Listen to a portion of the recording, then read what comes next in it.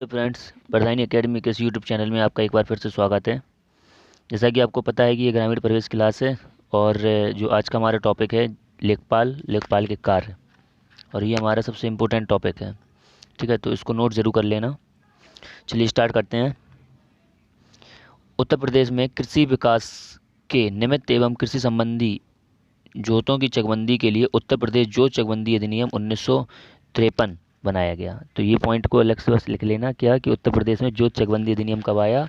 1953 में। ठीक है। चकबंदी का अर्थ है या चकबंदी का तात्पर्य एक कटक यूनिट के जोतों की विभिन्न खातेदारों के बीच इस प्रकार पुनर्व्यवस्था करने से है जिससे कि उनके अपने अपने खाते अधिक सहंत हो जाएं। मतलब कि मैंने अभी जैसे बताया है कि ये जैसे कि चकबंदी का मतलब समझ लीजिए कि ये एक मान लीजिए गांव के खेतों का नक्शा है, जिसमें से ये मान लीजिए क्या है, खेत हैं बहुत से, और मान लीजिए राम बाबू का खेत है कि ये है, एक राम बाबू का खेत है कि ये है, कि ये है। तो इसमें जो बंदा है वो पहले एक दिन इस सीड यहाँ डालेगा, फिर यहाँ डालेगा, फिर यहाँ डालेगा। इसमें क्या होगा, उसका समय भी ज़्यादा बर्बाद हो रहा है, फिर पानी के जो सोर्स हैं वो यहाँ भी होंगे, फिर वह यहाँ लेके आएगा, फिर यहाँ लेके आएगा, उसमें भी समय का क्या होगा, दुरुपयोग हो रहा है। तो कह सकते हैं वो अपनी उपज को ध्यान नहीं दे पा रहा है, अच्छी उपज नहीं हो पाएगी। तो सरकार ने क्या है, चकबंदी अधिनियम लाए हैं जिसके द्वारा क्या होगा कि नज़दीक के 3 खेतों से दे दिए जाएंगे। तो 1 2 3 इस तरह के, और ये उसको दे दिए जाएंगे जो इसके निकटवर्ती होंगे या जिससे ये खेत लिए हों।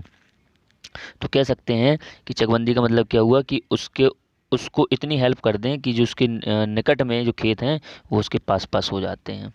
तो देखिए क्वेश्चन अगला पॉइंट क्या है कि चक का तात्पर्य चकबंदी होने पर खातेदार को प्रदिष्ट भूमि के खंड से, अर्थात चकबंदी होने के पश्चात खातेदार को जो भूखंड आवंटित होता है वह चक कहलाता है।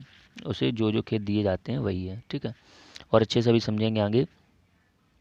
प्रत्येक जिले का सबसे बड़ा राजस्व अधिकारी कौन होता है? कलेक्टर होता है। इस चीज़ को लिख लेना भैया, सीधा सीधा पॉइंट पूछा जाएगा कि जिले का सबसे बड़ा राजस्व अधिकारी कौन होता है? कलेक्टर होता है। कलेक्टर जिले के गांवों को लेखपाल के हलकों में विभाजित कर देता है। कलेक्टर जिले के गांवों को लेखपाल के हलकों में विभाजित कर देता है। क्लियर? ठीक है। तो हलके का प्रमुख हमने कल बताया भी था कि लेखपाल होता है। अगला पॉइंट क्या है कि प्रत्येक जिले में कितने लेखपाल होंगे, उनकी संख्या राज्य सरकार निर्धारित करती है। याद रखना कि एक जिले में कितने लेखपाल होंगे, यह संख्या कौन निर्धारित करता है? राज्य सरकार। उत्तर प्रदेश के भू राजस्व अधिनियम 1901 की धारा 23, ये मैंने कल चर्चा में बताया था कि भू राजस्व अधिनियम 1901 की धारा 25 है, तो वह किससे संबंधित है? यहाँ पे ये कौन सी है? धारा 23 में लेखपाल के संबंध में है। ये चीज़ याद रखना कि भू राजस्व अधिनियम 1901 की धारा 23 लेखपाल से संबंधित है। इसके अनुसार राज्य सरकार एक अधिनियम द्वारा निर्धारित या इसके अंतर्गत अभिलेखों को तैयार करने के लिए जो विहित किए जाएं प्रत्येक हलके में एक लेखपाल की नियुक्ति करेगा। तो अभिलेखों को तैयार करने का काम भैया किसको दे दिया गया है? कि हलके के लेखपाल को। यही रखते हैं बही खाता। चलिए आगे बढ़ते हैं।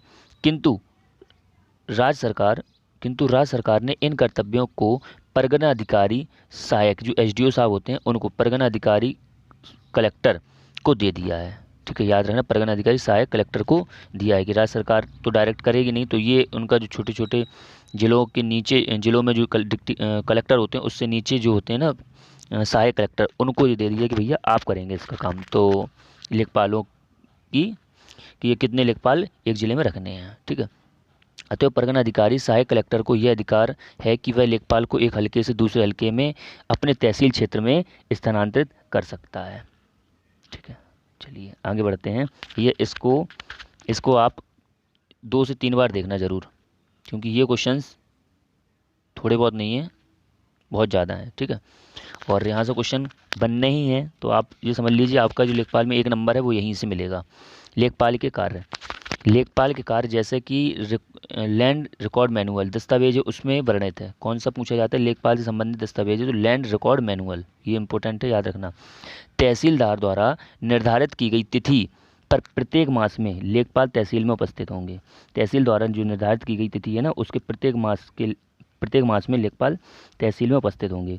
तहसील में उपस्थिति के अवसर पर लेखपाल संक्राम्य अधिकारी वाले भूमिधर द्वारा अंतरित किए गए सभी अविवादित मामलों और समर्पण मामलों की रिपोर्ट रजिस्ट्रार्ड कानूनगो को देंगे। तो यहाँ तो पता ही होगा कि तहसील में उपस्थित होंगे और ये अपनी जो दस्तावेज बनाए हैं वो अपनी रिपोर्ट किसे देंगे, कानूनगो को देंगे। ये हमने कल भी बताया हुआ है।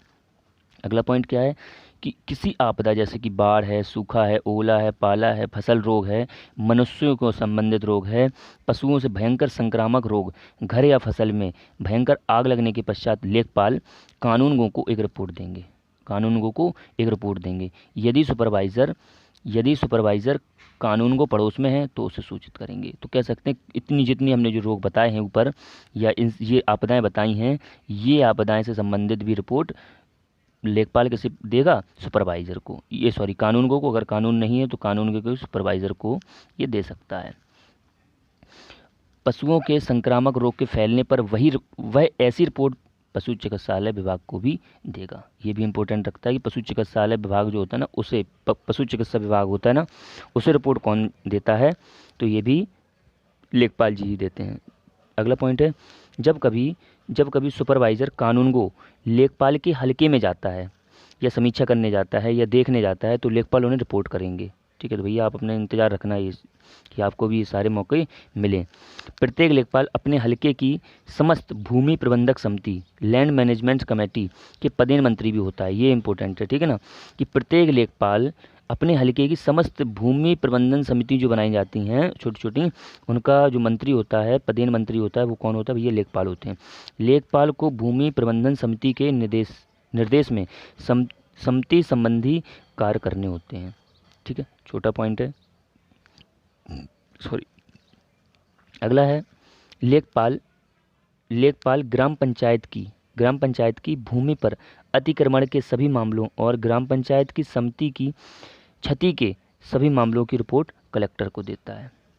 ग्राम पंचायत की जो भूमि पर अतिक्रमण है, इन सब की रिपोर्ट, और ग्राम पंचायत की संपत्ति के क्षति के सभी मामलों की रिपोर्ट किसको देता है, कलेक्टर को देता है। अगला पॉइंट है, लेखपाल को लैंड रिकॉर्ड्स मैनुअल के पैरा 25 में वर्णित खसरा, खतौनी, दिनचर्या, वही, समागोतक चिन्हों की सूची तथा अन्य कागजातों को तैयार करना पड़ता है तथा उन्हें रखना पड़ता है। ठीक है, तो लेखपाल को लैंड रिकॉर्ड मैनुअल के पैरा 25 में वर्णित नक्शा, खसरा, खतौनी, दिनचर्या, वही, सीमा घोतक चिन्हों की सूची तथा अन्य कागजातों को तैयार करना पड़ता है तथा उन्हें रखना पड़ता है। तो लेखपाल के भैया ये सारे काम है, खतरा, खतौनी को रखना, ये सारे। अगला पॉइंट है कि लेखपाल के पास उसके अधिकार क्षेत्र गाँव की खेती संबंधी सभी कागजात रहते हैं। लेखपाल के पास रहते हैं गाँव के खेती संबंधित सभी कागजात, जिन्हें भू अभिलेख कहते हैं। तो अगर पूछा जाए भू अभिलेख किसके पास होते हैं, तो किसके पास होते हैं, लेखपाल के पास। क्या होते हैं भू अभिलेख, तो सर गाँव की खेती संबंधी कागजात। यदि कोई किसान अपनी ज़मीन के संदर्भ में कोई जानकारी चाहता है तो लेखपाल सरकारी शुल्क लेकर उसको जानकारी उपलब्ध कराता है। 10 रुपये शायद फीस है इसकी, तो याद रखना।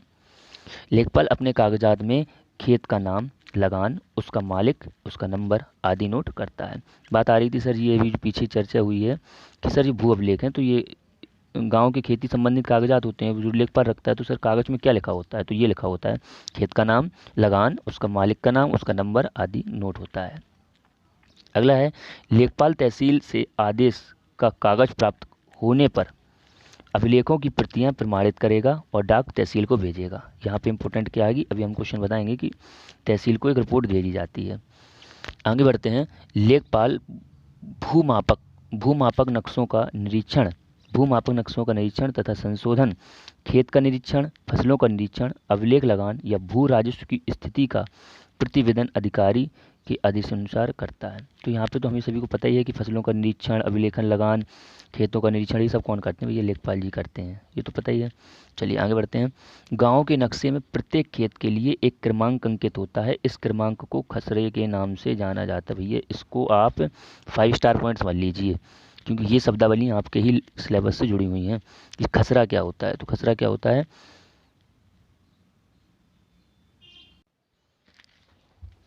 चलिए आगे बढ़ते हैं। गांव के नक्शे में प्रत्येक खेत के लिए एक क्रमांक अंकित होता है।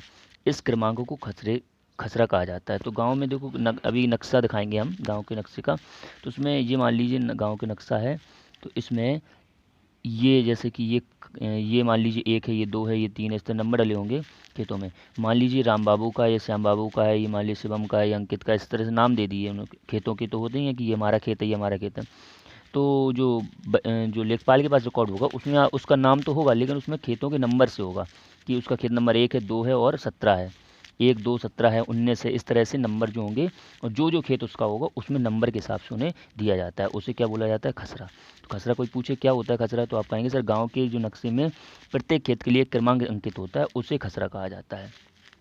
चलिए, लेखपाल प्रत्येक वर्ष लेखपाल प्रत्येक वर्ष बोई गई फसलों की जानकारी को इस खसरा में दर्ज करता है। इसी आधार पर सरकार प्रत्येक फसल के अंतर्गत बोए गए क्षेत्र का पता लगाती है। अपने हलके के ग्रामों के लिए खतौनी मौजावर तैयार करता है। अपने जो हलका होता है ना, हलका गांव को बोला गया है, हलके के ग्रामों के लिए खतौनी मौजावर तैयार करता है। अब खतौनी वर्ड भी अभी आगे समझेंगे, बहुत सिंपल है। लेखपाल के पास प्रत्येक गांव का नक्शा होता है। इस नक्शे में गांव के खेत, रास्ते, सड़क, नदी, तालाब, बाजार, मकान आदि अंकित होते हैं। इस नक्शे में खेत का क्षेत्रफल दिया जाता है। उसी उसी में उसका नंबर भी लिखा रहता है।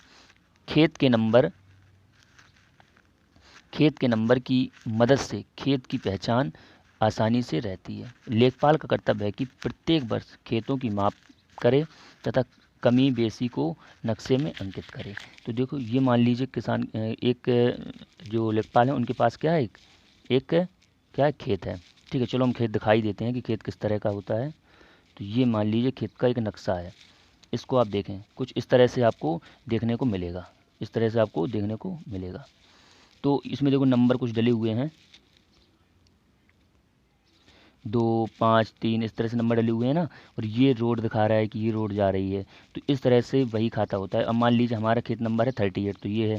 एक मान लीजिए हमारा खेत है 104, तो हमारा यहाँ पे है, और यहाँ पे हमारा, उसमें उनके जो खसरा होगा ना, लेखपाल के पास दस्तावेज, उसमें हमारा जो खसरे नंबर में 38 नंबर डला होगा और 103 नंबर डला होगा, और उसमें हमारे नाम, पता, और हम किस इस साल कौन कौन सी उन्हें फसलें उगाई हैं, सारी फसलों का वही खाता सब नोट होता है। तो इस तरह का आप उसके पास नक्शा होता है। एक गांव का ये नक्शा है, और ये रोड मैप, और ये तरह के ये खसरा के ये नंबर डले हुए हैं।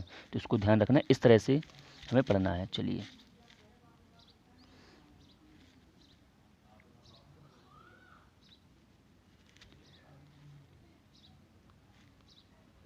ठीक है, चलो आगे बढ़ते हैं। इस नक्शे में खेत का क्षेत्रफल दिया जाता है, उसी में उसका नंबर भी लिखा होता है। खेत के नंबर की मदद से खेत की पहचान होती है ना, ये चीज़ हम देख चुके हैं। किसान के स्वामित्व की समस्त कृषि भूमि का विवरण एक रजिस्टर में होता है ना। एक ही स्थान पर खाते के रूप में लिखा जाता है, इसे जमाबंदी कहा जाता है। देखो, ये शब्दावली पूछी जाती है कि जमाबंदी क्या है। तो क्या है कि किसान के स्वामित्व की समस्त कृषि भूमि का विवरण, एक किसान है उसकी पूरी कृषि भूमि का विवरण एक रजिस्टर में एक ही स्थान पर खाते के रूप में लिखा जाता है, उसे जमाबंदी कहा जाता है। अब देखो, ये चीज़ मैंने बताई थी ना, इसकी दो प्रतियां तैयार की जाती हैं। लेखपाल इसकी 2 प्रतियां तैयार करेगा, जिसकी एक प्रति तहसील कार्यालय में तथा दूसरी प्रति लेखपाल खुद अपने पास रखता है। तो यही तो पूछे जाते हैं, जब खसरा खतौनी के लिए कोई खरीदता बेचता है तो कहते हैं तहसील से रिपोर्ट करवा के लाइए। तो वही है, क्योंकि एक रिपोर्ट तहसील के पास होती है। तो क्वेश्चन पूछा जाएगा कि जमाबंदी की कितनी रिपोर्टें तैयार की जाती हैं, तो आंसर हो जाएगा 2 प्रतियां तैयार की जाती हैं। एक सर लेखपाल रखता है और एक कौन रखता है, तहसील में रहती है। लेकिन एक किसान भी रख लेता है उसकी फ़ोटोकॉपी करा के, ठीक है। लेकिन वो चीज़ हमारे सिलेबस में नहीं है, आपको सिर्फ इम्पोर्टेंट 2 है, ना कि 3। प्रत्येक 4 वर्ष में जमाबंदी का नवीकरण किया जाता है।